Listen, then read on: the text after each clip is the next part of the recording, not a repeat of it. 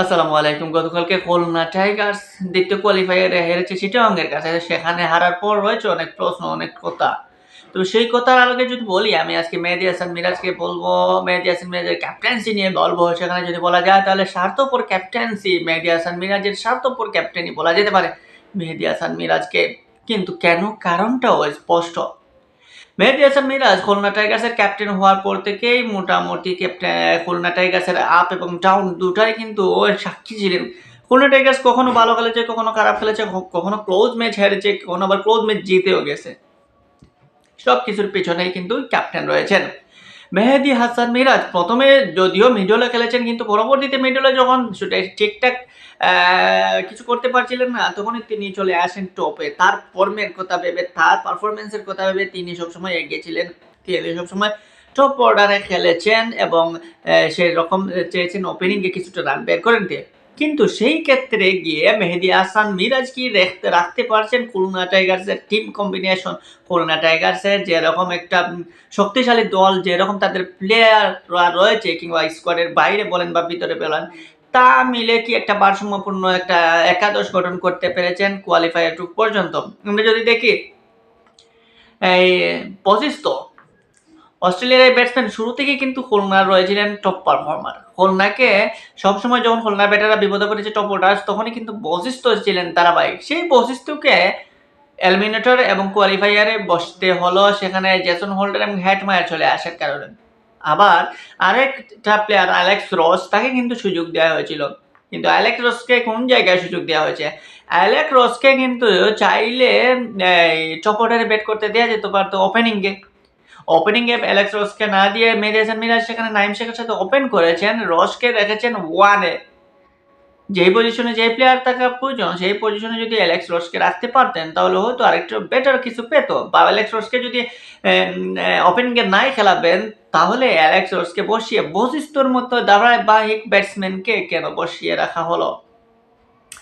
এই মেহেদী হাসান মিরাজ টপ অর্ডারে আসার কারণে দেখবেন মাহিদুল ইসলাম অঙ্কন, যিনি এই বিপিএল এর সবচেয়ে সেরা স্ট্রাইক রোটেট ব্যাটার, সেরা পারফর্মার বলা যায় খুলনার মধ্যে, তার হিসিং এবিলিটি কিংবা তার ব্যালেন্স সবকিছু মিলে তাকে দুর্দান্ত একটা ব্যাটসম্যান বলা যায়। সেই মাহিদুল ইসলাম অঙ্কনকে কিন্তু মেহেদী হাসান মিরাজ ঠিকঠাক ব্যবহারই করতে পারেন নাই। তাকে সবসময় উপরে নিচে এরকম করেই রাখছেন।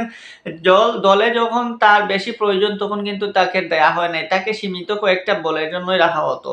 বেশি বেশি যদি বল খেলতে পারতেন মাহিদুল অঙ্কন, হয়তো অন্য কিছু হতে পারতো, কিন্তু মাহিদুল ইসলাম অঙ্কনকে সেই সুযোগটা দেন নাই বলা যায় মেহেদী হাসান মিরাজ।